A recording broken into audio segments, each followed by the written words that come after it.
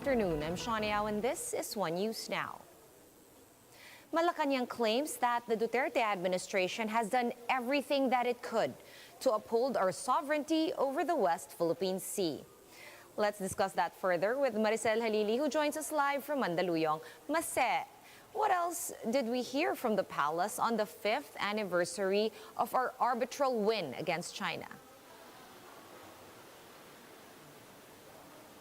Hi, Sean. Like what you've said, presidential spokesperson ROQUE insists that the current administration has done everything that they could to push through or to push with the arbitral ruling with regards to the West Philippine Sea. And one of the actions of President Duterte to insist the arbitral ruling is can be seen during his speech before the United Nations. But Secretary Roque said that upon the analysis of the current administration, they feel or they think that it would be better that while we're still giving importance to the arbitral ruling, it is still important to have bilateral talks with the Chinese government. It should be parallel while talking about the disputed area. It is also best to talk about them or to talk to them about the trade and industry.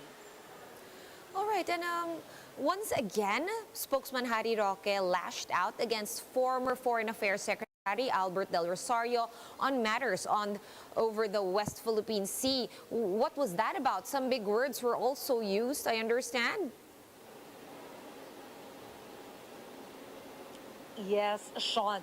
Secretary Roque encouraged the lawyers to make an investigation about what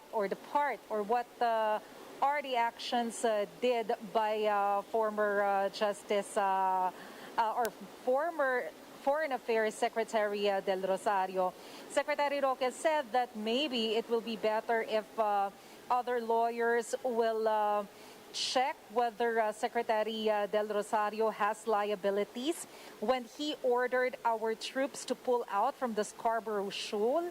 And but then, when asked if Malacanang is also interested in conducting investigation against Secretary Del Rosario, Secretary Roque said that he doesn't want to waste his time investigating Secretary Del Rosario's case. Right, and what should we now expect from the president now that he is down to his last year? Or even less than that, as president? Will the Hague ruling be officially shelved for now? Are they taking that official stance?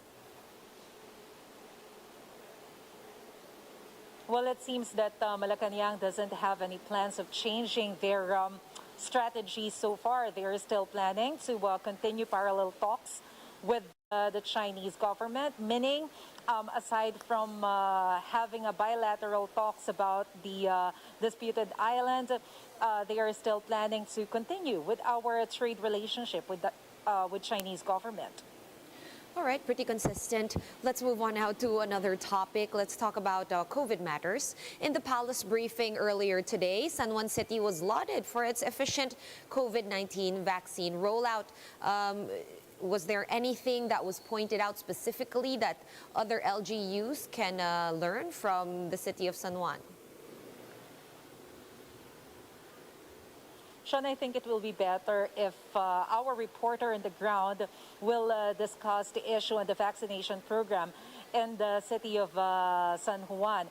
But aside from the vaccination program, I think what's more interesting during the event earlier was the statement of Congressman Ronnie Zamora, wherein he admitted that aside from being vaccinated with Sinopharm, I think latter part of last year, he was also inoculated with another brand a few months after that. So Mayor Zamora was asked what led Congressman Zamora or his father to this particular decision.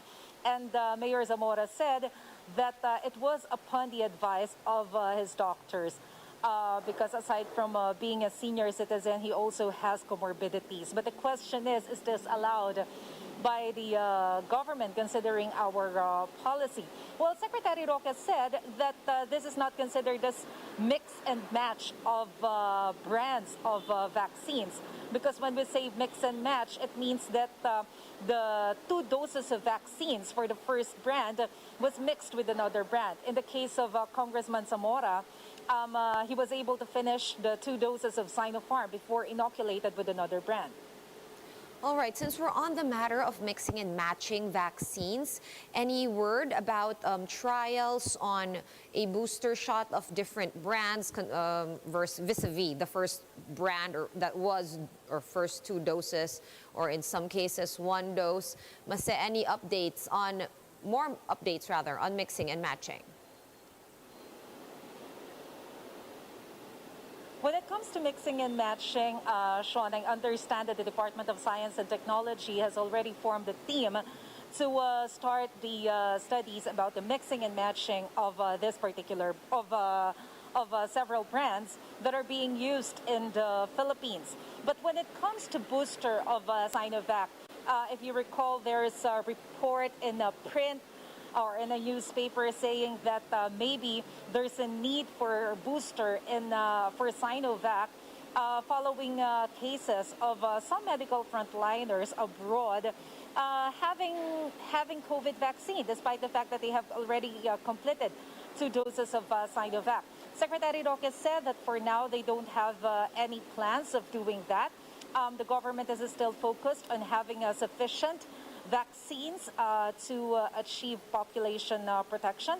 And Secretary Roque quoted one of our medical experts saying that maybe this particular newspaper must be really careful in disseminating such report, because it may affect the vaccine confidence of the public. Because in that particular report, I think it was not mentioned that only 600 cases of the 600,000 plus cases who were inoculated with SINOVAC have had virus. All right, well, thanks for clearing that up, Mase. Speaking of SINOVAC, the delivery was delayed. Some 2.5 million shots we're expecting by the 3rd week of July now. Is that still pushing through? So far, if we base it on the statement of Health Department, hopefully it will push through. We have already received about 3 million doses of AstraZeneca. We're also expecting 170,000 doses of Sputnik V. And aside from that, we're also expecting about 6 million doses of SINOVAC within the month of July. And I think about 500,000 doses of Pfizer within the month. All right, and any update from the DICT about the vaccination database that we're supposed to have? Secretary Roque mentioned earlier that about 42% of the database were already uploaded by the DICT. And last week, Sean, Secretary Roque clarified that the IATF has not amended their resolution, so they will still use Stay Safe app as the official contact tracing app in the whole country. This is following the statement of contact tracing SAR, Mayor Benjamin Magalong, saying that maybe Stay Safe app will only be optional and it's not mandatory anymore. All right, really last quick question on politics before we let you go, Mase. Is President Duterte attending the PDP-LABAN National Assembly come July 16-17? Yes, Sean. Secretary Roque confirmed that President Duterte will attend the General Assembly of PDP-LABAN on July 17. This was his answer when asked if President Duterte recognizes the leadership of Secretary Cusi in political party PDP-LABAN. And Secretary Roque said that the President respects Secretary Cusi, so he will be there on July 17. All right, thank you so much for all those updates. Maricel Halili reporting to us live from Mandaluyong. Thanks, Mase. And a significantly higher number of Filipino adults are now willing to get vaccinated against COVID-19, according to the latest Pulse Asia survey. From 18% prior to the vaccine rollout in February, 43% of the adult population are now willing to get inoculated once the jabs are available. In that same report, Pulse Asia noted that 96% of Filipinos are concerned that they or any member of their households will get infected with COVID-19. This number is slightly higher than the 94% level of concern that was reported back in February. And the Health Department reports that close to 13.2 million COVID-19 vaccines have been administered across the country. Some 3.5 million Filipinos, or over 5% of the adult population, have already received their second doses. Meanwhile, 9.6 million people, or 16% of the target population, have been inoculated with at least one dose. The A1 priority group, or healthcare workers, has the most number of fully vaccinated members at 1.1 million. Next is those with comorbidities, or A3, senior citizens, or A2, economic frontliners, A4, and the indigent population. We'll have more stories after this quick break. Stay with us.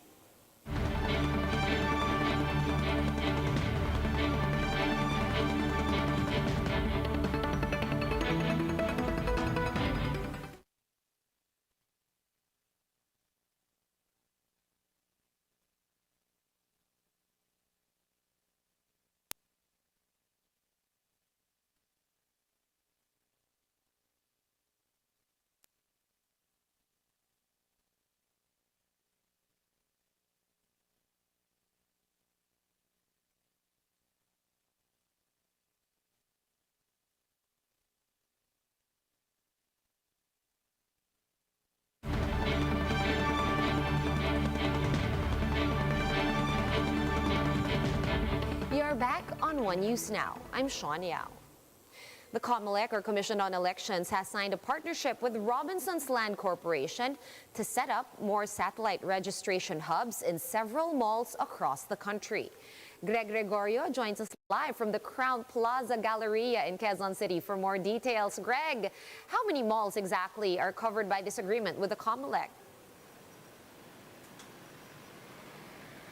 Sean, COMELEC's agreement covers 47 Robinson's malls, with some which will be open starting by July 16. This was done to further boost the number of registered voters for the upcoming 2022 elections. Robinson's officials vowed that these venues will be compliant with existing health protocols. COMELEC spokesperson James Jimenez said they're also talking to other big malls in the country for the same measure.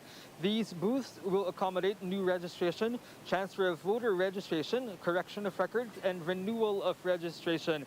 Application forms may be filled up and downloaded from COMELEC's website, iregistro.comelec.gov.ph.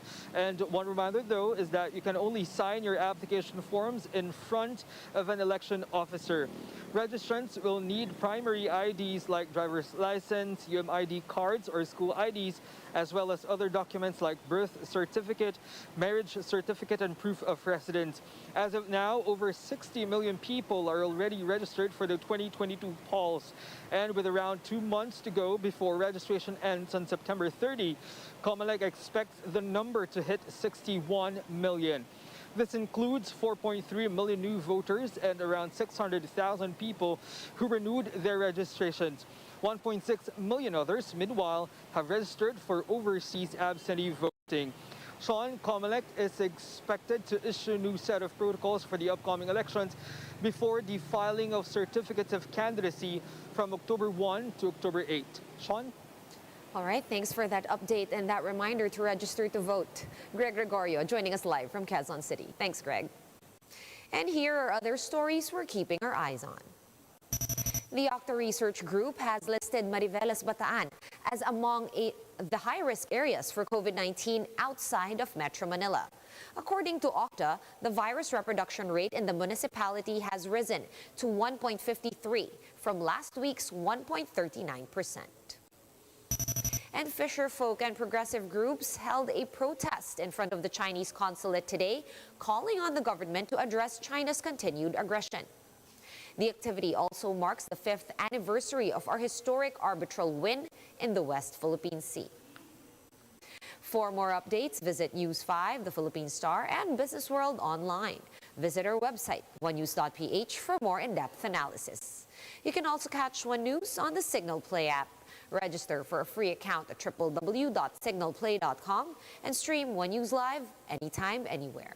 Mask on, wash hands, and stay safe, Philippines. I'm Sean Yao. We are One News.